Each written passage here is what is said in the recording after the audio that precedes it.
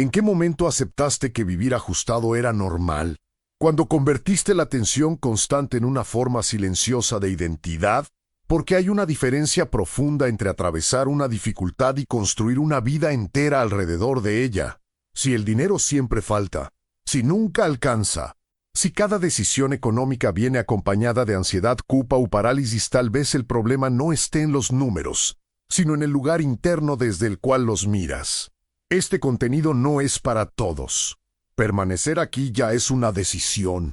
Observa con honestidad qué sientes cuando escuchas la palabra dinero, no lo que dices en voz alta, sino la reacción inmediata corporal. Hay personas que sienten ambición, otras alivio, otras miedo. Muchos sienten vergüenza, y algunos sienten algo más peligroso, resignación. No una resignación humilde, sino una rendición anticipada, una aceptación inconsciente de límites que nunca fueron examinados. El dinero, en ese sentido, no es la causa del conflicto, es el síntoma visible de una estructura interna desordenada. Poliel habló extensamente del deseo, pero no como capricho ni como impulso superficial. Habló del deseo como una fuerza que organiza la mente, que le da dirección, coherencia y disciplina.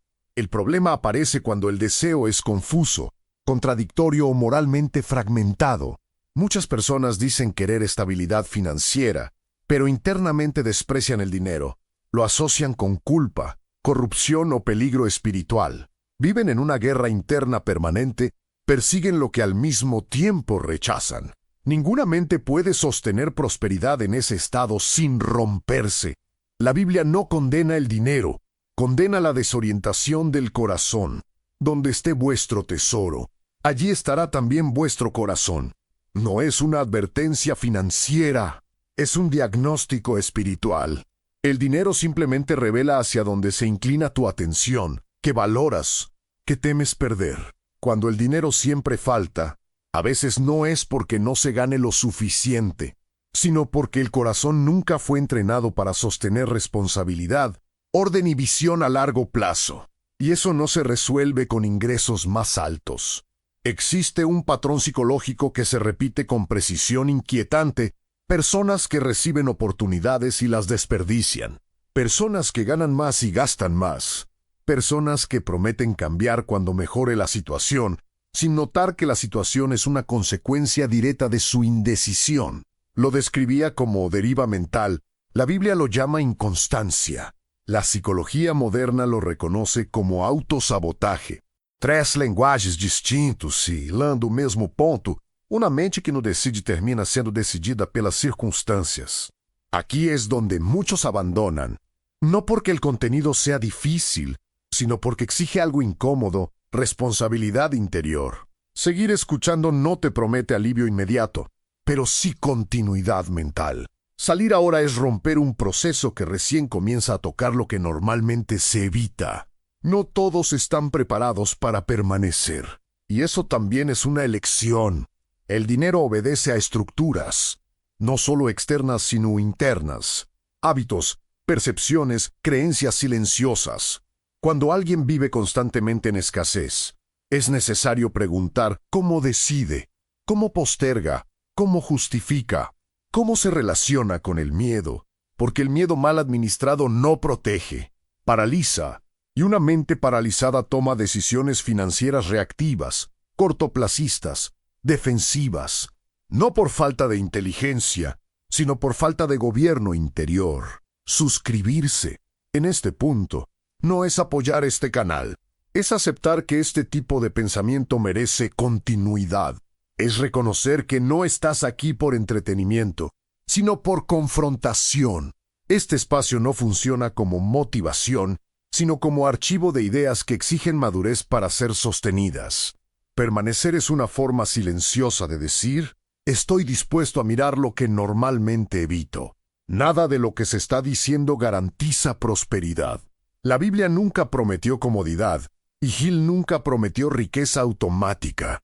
Ambos, cada uno a su manera, hablaron de carácter, de disciplina mental, de coherencia entre pensamiento, decisión y acción. El dinero no responde a deseos desordenados ni a fe mal entendida. Responde a estructuras internas estables, a decisiones repetidas, a una conciencia que no huye cuando el peso aumenta. Se el dinheiro sempre falta, talvez o problema não seja financeiro. Talvez seja espiritual, psicológico, decisional. Talvez seja a incapacidade de sustentar responsabilidade sem se vitimizar, de desejar sem culpa, de agir sem adiar. E isso, para muitos, es más difícil que ganar dinero. Detente un momento. Nota si hay resistencia. Nota si hay incomodidad. Eso es señal de que algo real está siendo tocado. Abandonar ahora puede parecer descanso, pero muchas veces es evasión. La escasez persistente no suele anunciarse con ruido. Se instala en silencio, como una lógica interna que nadie cuestiona. Se manifiesta en pequeñas frases repetidas durante años. No es el momento. Cuando mejore la situación, yo no soy bueno con el dinero. No parecen creencias peligrosas, pero funcionan como permisos invisibles para no decidir. Y una mente que no decide, tarde o temprano, se somete, no a Dios, no al destino, sino a la circunstancia más inmediata. Paul observó algo que incomodó incluso a sus lectores más fieles. La mayoría de las personas no fracasa por falta de capacidad, sino por ausencia de propósito definido. No hablaba de metas escritas en papel ni de visualizaciones ingenuas, sino de una dirección interna tan clara que elimina la negociación constante con el miedo. Cuando esa dirección no existe, el dinero se vuelve caótico, no porque sea malo, sino porque entra en una mente sin gobierno. La Biblia describe este mismo fenómeno con otra profundidad. El hombre de doble ánimo es inconstante en todos sus caminos. No es una frase moralista, es una descripción psicológica precisa. La doble mente desea estabilidad pero actúa desde el temor. Quiere orden pero evita disciplina. Ora por provisión pero huye de la responsabilidad que la provisión exige. Esa fractura interior no se resuelve trabajando más horas ni ganando un poco más, se perpetúa. Hay algo que casi nadie dice en voz alta. Muchas personas no están preparadas para sostener dinero sin que su carácter se desorganice. No por maldad, sino por inmadurez interior. El dinero amplifica impulsos, vacíos, miedos y deseos no resueltos.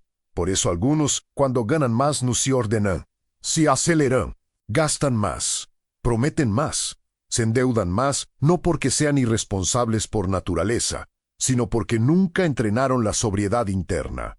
Aquí aparece una tensión incómoda entre fe y deseo. Algunos confunden fe con expectativa pasiva.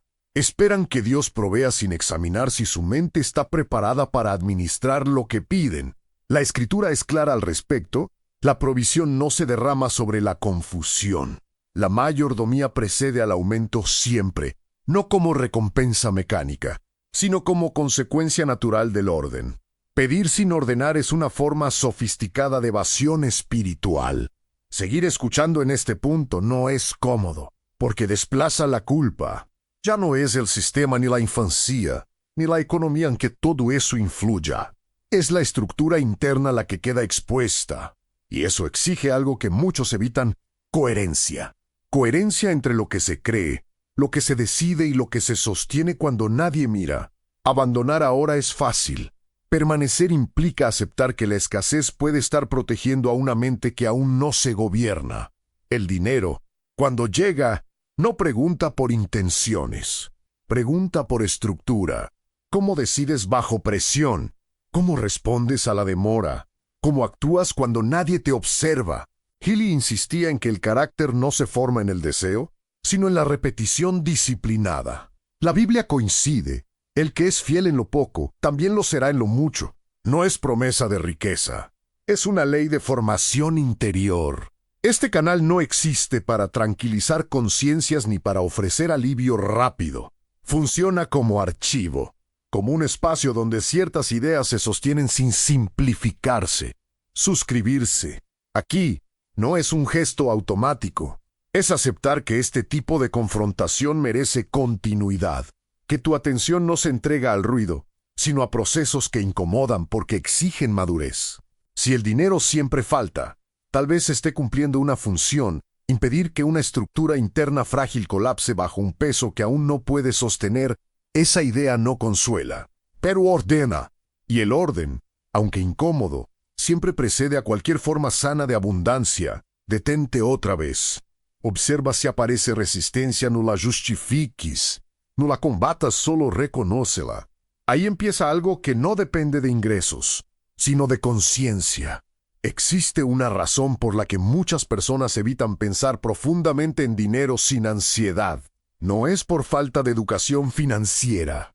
Es porque el dinero obliga a mirar algo más incómodo. La relación con el control. Control del tiempo. Control de los impulsos.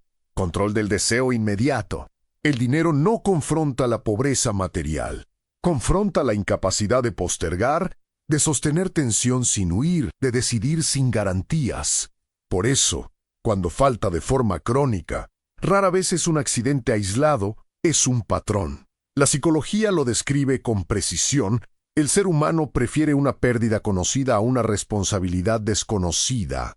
Mantenerse en escasez paradójicamente puede ser más seguro que atravesar el proceso interno que exige la estabilidad, porque la estabilidad no es cómoda. Exige orden diario, coherencia silenciosa y la renuncia a ciertas narrativas que protegen el ego. La víctima siempre tiene una explicación.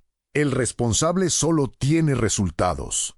La Biblia aborda esto de manera directa, aunque muchos prefieren no leerlo así. Cuando se habla del siervo que entierra el talento por miedo, no se está hablando de dinero únicamente. Se está hablando de una mente que elige la parálisis para no enfrentar el riesgo de responder por lo que se le confió. El castigo no viene por perder, sino por no intentar desde un lugar responsable. El miedo, cuando gobierna, siempre se disfraza de prudencia.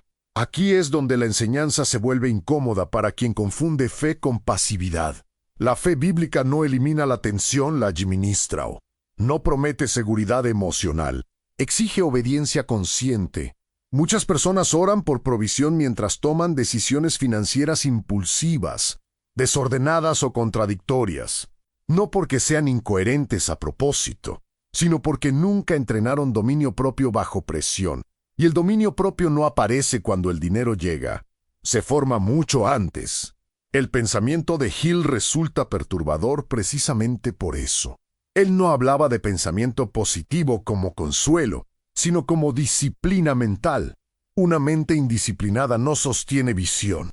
Una mente sin visión se entrega al corto plazo. Y el corto plazo, casi siempre, cobra intereses. El dinero entra y sale, no porque sea inestable, sino porque la mente que lo administra no tolera la espera. Quiere alivio inmediato, validación rápida, escape emocional. El gasto se vuelve anestesia. Permanecer escuchando aquí implica aceptar algo que muchos rechazan, que la escasez puede ser un espejo, no un castigo divino, no una injusticia absoluta, sino un reflejo de hábitos, decisiones y omisiones repetidas. Eso no elimina la compasión, pero elimina la mentira cómoda. Y sin esa mentira, la identidad empieza a redefinirse. Este es uno de esos puntos donde la mayoría se desconecta. No porque no entienda, sino porque entiende demasiado. Seguir escuchando significa asumir que no todo lo que duele es opresión externa. Algunas tensiones son consecuencia directa de no haber querido decidir antes. Y decidir siempre tiene un costo. El problema es que no decidir también lo tiene, solo que se paga a largo plazo, con intereses invisibles. Suscribirse, en este nivel del discurso, no es un acto social. Es una declaración silenciosa de identidad. Es decir, no consumo ideas para distraerme, sino para sostener procesos internos. No todos quieren eso. No todos están preparados. Y está bien. Este espacio no persigue volumen, sino continuidad cognitiva. Salir ahora no es un descanso neutro. Es una interrupción voluntaria de un proceso mental que ya empezó a reorganizar prioridades. El dinero no transforma a nadie, revela. Revela cómo alguien maneja el poder, la espera, la frustración y la responsabilidad. Por eso, antes de aumentar recursos, la vida suele presionar carácter. Antes de ampliar ingresos, se amplía la tensión. Y quien no soporta la tensión, No soportará la abundancia sin deformarse. Detente otra vez. Nota si algo en ti quiere discutir, justificar o escapar. Esa reacción es información, no la desperdicies. Hay una verdad que incomoda incluso a quienes ya aceptaron la responsabilidad interior. No toda escasez es carencia. Algunas son contención. La vida, en su crudeza silenciosa, a veces restringe recursos no para castigar, sino para evitar un colapso mayor. Porque entregar más a una mente que aún no se gobierna no es bendición y exposición. Y la exposición prematura suele destruir lo que todavía no tiene estructura. Muchos confunden límite con injusticia, pero el límite también es pedagogía. Psicología se sabe que el carácter no se forma en la abundancia, sino en la administración de la tensión. La persona que no tolera la frustración pequeña buscará alivio en decisiones grandes y erráticas. Y el dinero, cuando se convierte en vía de escape emocional, deja de ser herramienta y pasa a ser síntoma. Síntoma de vacío, de ansiedad, de una identidad que necesita probar algo constantemente. La escritura nunca presenta la prosperidad como derecho. La presenta, cuando aparece, como consecuencia de alineación. No alineación mística, sino práctica, pensamiento, palabra y acción caminando en la misma dirección. El problema es que esa coherencia exige silencio interior. Exige renunciar a la queja constante, al relato de víctima, a la comparación obsesiva. Y eso, para muchos, es más difícil que vivir ajustados, porque la escasez, cuando se vuelve identidad, ofrece algo perversamente cómodo, una explicación permanente. Napoleón fue claro en algo que pocos quieren aplicar de verdad. La mente indisciplinada siempre encontrará una razón externa para no sostener un propósito interno. Hoy es la economía, mañana, la familia, pasado, la falta de tiempo. No son mentiras, son excusas parciales convertidas en sistema de vida. Y un sistema basado en excusas jamás produce estabilidad, solo repetición. Aquí es donde la fe mal entendida se vuelve peligrosa, cuando se usa para evitar la toma de decisiones difíciles, cuando se ora por dirección, pero se teme profundamente asumir responsabilidad. La fe auténtica no elimina el peso, lo redistribuye, te sostiene mientras caminas, no mientras te quedas quieto. Por eso, esperar pasivamente provisión sin revisar hábitos, sin ordenar decisiones, sin confrontar impulsos, no es fe, es postergación espiritual. Este punto del discurso filtra la audiencia, no por arrogancia, sino por naturaleza. Hay quienes buscan consuelo, hay quienes buscan claridad. La claridad no siempre reconforta, pero ordena, y el orden exige continuidad. Permanecer aquí no es entretenimiento, es aceptar que ciertas ideas necesitan tiempo, repetición y silencio para asentarse, que no se consumen de fondo, se atraviesan. Suscribirse en este nivel no es una acción mecánica, es un gesto de permanencia. Es reconocer que este espacio no existe para distraer, sino para acompañar procesos largos, incómodos y poco populares. No todos quieren eso. Muchos prefieren mensajes rápidos, promesas simples y salidas emocionales. Aquí no hay salidas. Hay confrontación sostenida. El dinero sigue siendo el mismo, neutral, inerte. No persigue a nadie ni huye de nadie. Responde a la estructura que lo contiene.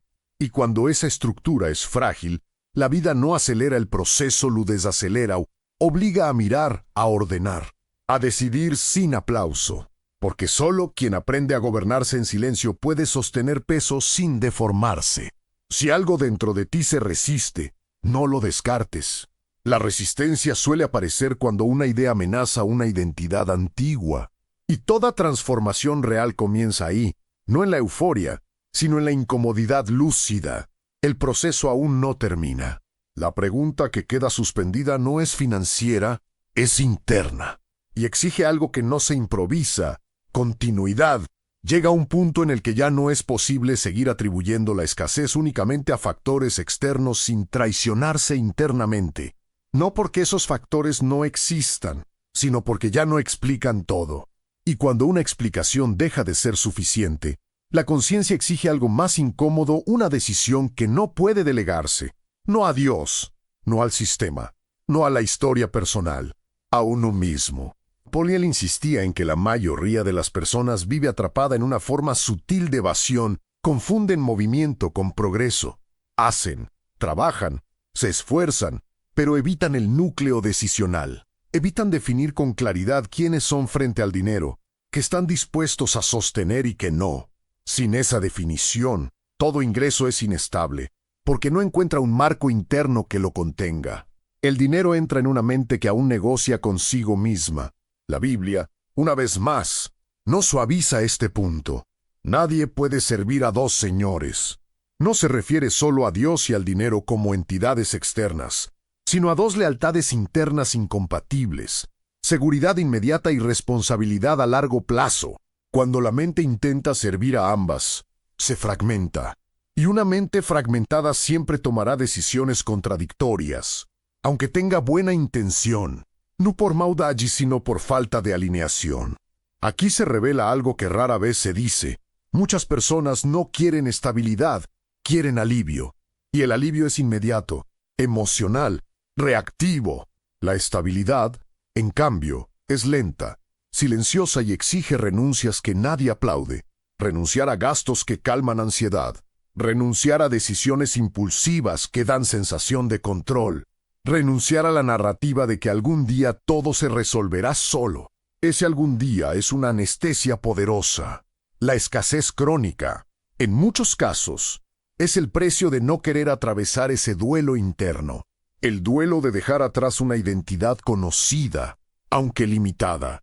Porque la pobreza, cuando se vuelve identidad, ofrece pertenencia, explicación y hasta cierto consuelo moral. Romper con ella no es solo mejorar números, es quedar sin excusas.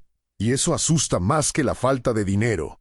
Este es el tramo donde la mayoría abandona, no porque no esté de acuerdo, sino porque permanecer implica hacerse cargo, y hacerse cargo no es una emoción, es una práctica sostenida. Seguir escuchando hasta aquí ya es una señal de algo distinto, no de superioridad, sino de disposición. Disposición a no huir cuando el discurso deja de señalar afuera y empieza a señalar adentro. Suscribirse, en este punto final, no es un gesto de apoyo ni de entusiasmo, es una decisión de continuidad. Es decir, este tipo de pensamiento no lo consumo como fondo, lo integro como proceso. Acepto que no todo contenido debe aliviarme. Algunos deben incomodarme para ordenarme. No todos están dispuestos a eso. Y esa exclusión silenciosa no es un defecto del canal y su función. El dinero seguirá siendo un efecto, nunca la causa. Un efecto del carácter, de la coherencia, de la disciplina interior y de la responsabilidad espiritual sostenida en el tiempo. No hay promesas aquí. No hay atajos. Solo una confrontación honesta con una pregunta que no se puede esquivar para siempre. Si el dinero siempre falta, ¿qué parte de mí aún no está preparada para sostenerlo? El proceso se detiene aquí, no porque haya terminado, sino porque ahora la continuidad ya no depende del discurso, sino de la decisión interna de quien escucha.